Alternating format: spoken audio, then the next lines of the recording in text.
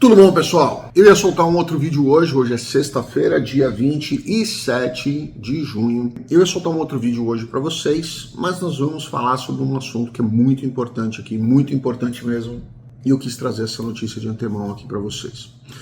Muita gente está preocupada com ela, eu estou um pouco sem voz aqui, porque ontem eu dei aula até 1 da manhã do meu horário aqui, por causa de fuso horário. Estou extremamente cansado, minha voz está cansada, mas eu vou gravar esse vídeo aqui para vocês. Vamos lá.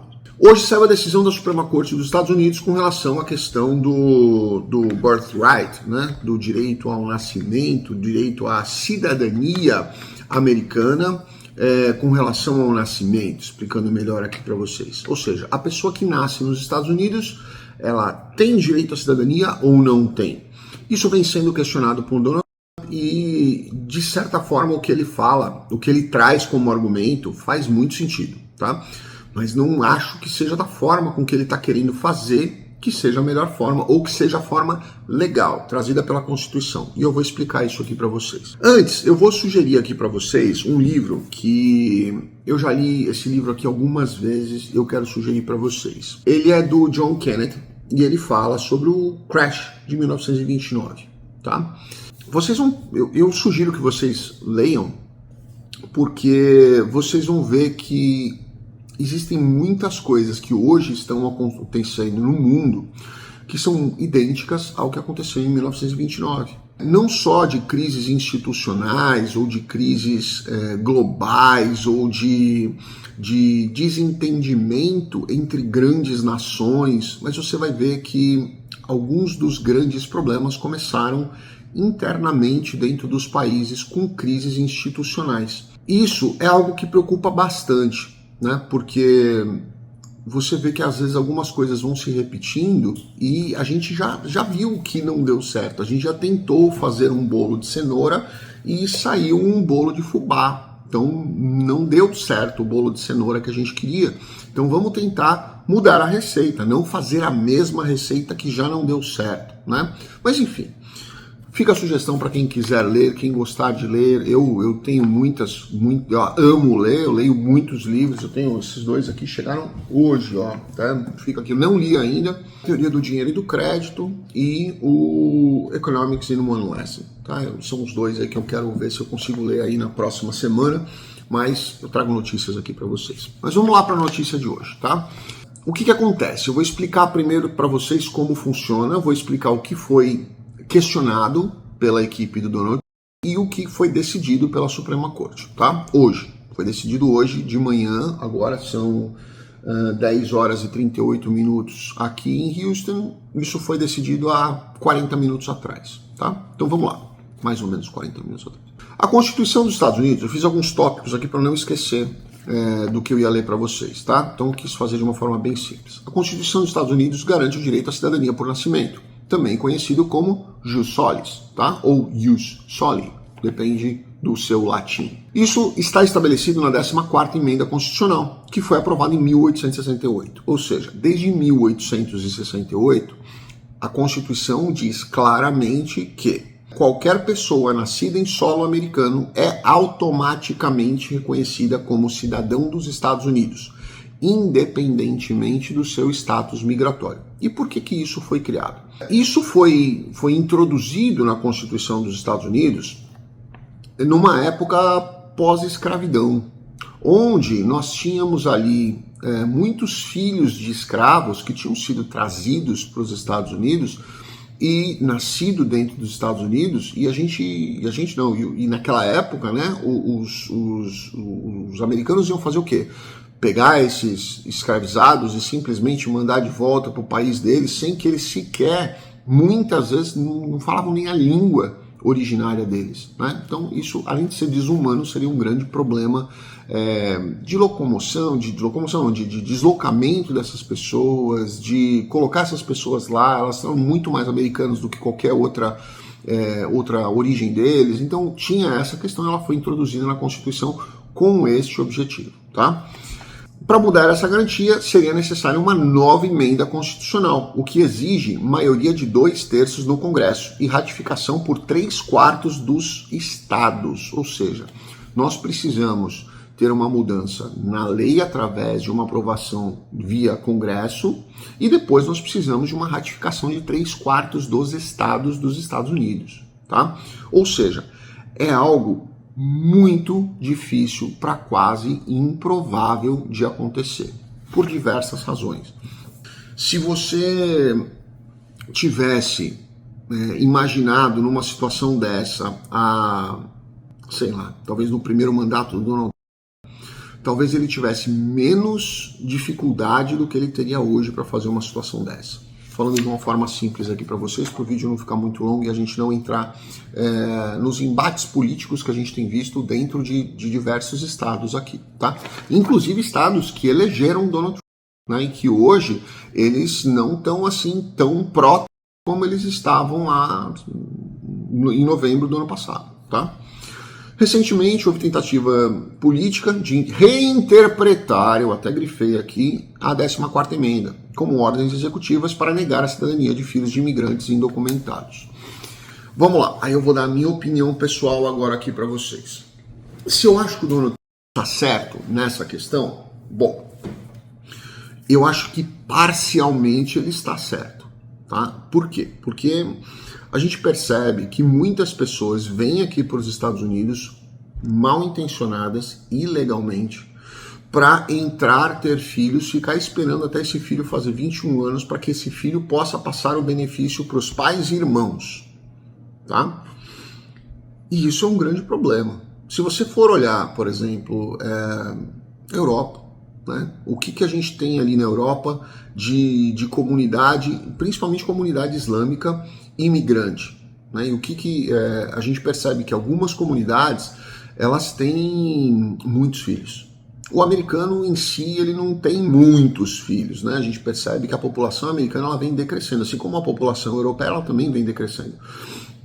Mas você vê que o número de habitantes desses países, ele não vem decrescendo, ele vem sendo substituído por população imigrante.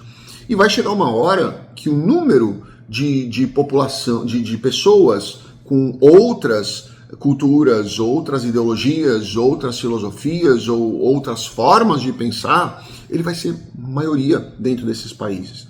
E aí você vai ter aí uma extinção da cultura originária daquele determinado país. Isso é um grande problema, tá? Então eu acho que não precisa mudar, não, vai ser muito difícil mudar constitucionalmente isso daqui, muito difícil mesmo. Eu acho que ele consegue fazer uma alteração para impedir essa cadeia sucessória, na verdade, de pessoas que um chama o outro, que chama o outro, que chama o outro, que chama o outro, que chama o outro, que chama o irmão, o primo, o cachorro, o papagaio e até os enteados que nem são tão perto assim, eles acabam chamando essas pessoas. E você vê que hoje a maior comunidade dos Estados Unidos imigrante é a comunidade mexicana. Se você pesquisar, você vai perceber isso.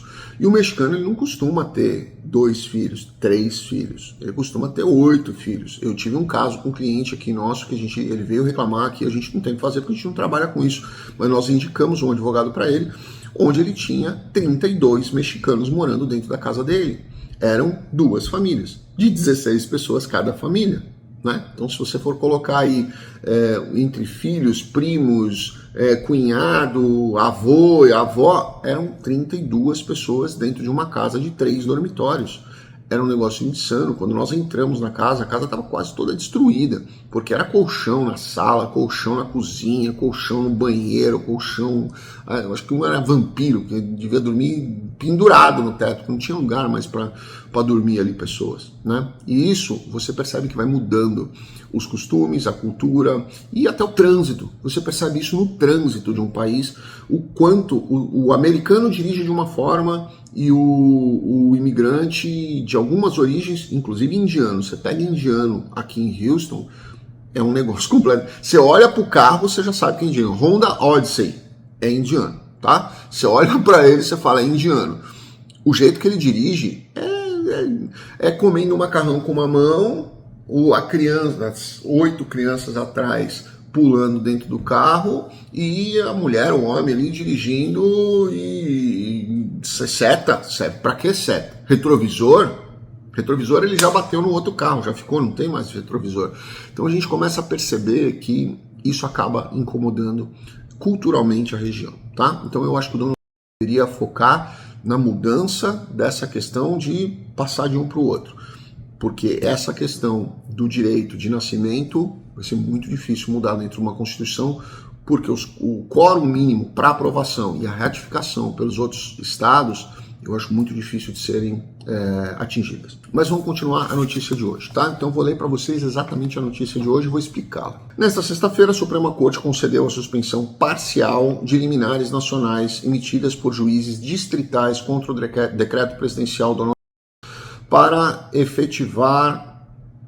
efetivamente encerrar a cidadania por direito ao nascimento. Isso não se encerra por decreto presidencial, tá? Assim como muitas outras decisões que o teve, ele simplesmente caneta e deixa o jurídico brigar por isso, tá? E ele vai ganhando espaço com relação a isso, né? Não é a forma que eu concordo de governo. Eu acho que o governo ele tem que ser o exemplo, né? O chefe de Estado ele tem que ser o exemplo. Então, se a lei diz que não pode ser feito, faça do jeito que a lei tem que ser feito para que você possa aplicar a lei contra as outras pessoas e as outras decisões também com a mesma severidade e o exemplo que você está dando. Ó, eu não estou fazendo absolutamente nada em desacordo com a lei. Eu exijo que você faça o mesmo, tá? Você tem que ser severo quando você dá o exemplo da severidade consigo mesmo. Então, eu não concordo com você governar um país através de decretos, tá? Mas é a decisão do Trump. A gente tem que respeitar, porque ele é o presidente, a gente tem que respeitar, ponto final. O parecer, que ganhou por 6-3, né? O parecer final foi escrito pela juíza Amy Barrett, e os 3 juízes liberais da Suprema Corte discordaram, tá? Ou seja, os 3 votos negativos foram dos 3 juízes liberais. Em uma vitória parcial para o poder presidencial, a Suprema Corte confirmou que não estava decidindo, isso é importante vocês entenderem, tá? Porque vão ter aí os apaixonados que vão deturpar essa interpretação aqui, essa decisão aqui. Ela não é uma decisão final e ela não está concordando ou discordando de nada. Prestem atenção. A Suprema Corte confirmou que não estava decidindo se o decreto presidencial era constitucional ou não, mas sim se concentrando em determinar se um único juiz tem autoridade para emitir liminares universais. Eu concordo com a Suprema Corte, tá? Eu concordo com a decisão deles. Um único juiz não tem capacidade para decidir nessa matéria que exige aí um quórum privilegiado de aprovação dentro do Congresso e que exige ratificação de tantos estados, 3/4 dos estados. Um único juiz distrital, ele não tem capacidade de dar uma decisão que pare o efeito no país inteiro e de forma tão abrangente como eles fizeram. Eu concordo com a Suprema Corte, tá? Os pedidos do governo para suspensões parciais das liminares preliminares foram deferidos, mas apenas na medida em que as liminares sejam mais amplas do que o necessário para proporcionar alívio completo a cada autor com legitimidade para processar, dizia o parecer. Ou seja, o que ele está dizendo? O juiz ele não pode dar uma decisão universal ou erga omnes, né? Ou seja, atingindo todo mundo. Se você está numa determinada situação e você quer decidir com relação ao seu filho, você entra com a ação e a decisão será a favor do seu filho e não a favor de todo um país. É isso que foi decidido hoje, tá? Qualquer outra coisa que disserem é deturpação e é mentira, porque o que eu li aqui para vocês foi a tradução literal da decisão.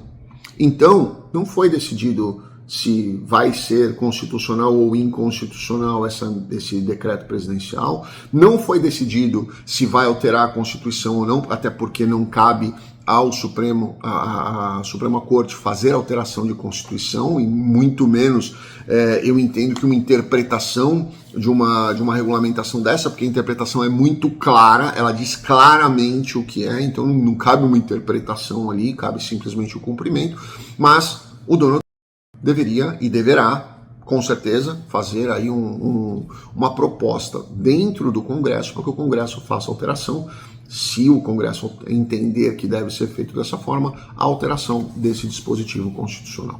É isso, pessoal. Tentei fazer um vídeo mais rápido que eu consegui aqui, tentando ser o mais didático possível para as pessoas não ficarem bitoladas dentro de redes sociais e mídias que gostam de trazer informações deturpadas para que as pessoas continuem ali bitoladas, ou o apavorado, né? Criar aquele bicho de 7 cabeças para as pessoas ficarem apavoradas e continuarem seguindo, ganharem views e likes ali, tudo mais, enfim. Não é nossa filosofia, não é o nosso propósito. Grande abraço a todos, fiquem com Deus, deixem aqui embaixo o que vocês acharam dessa decisão. Obrigado.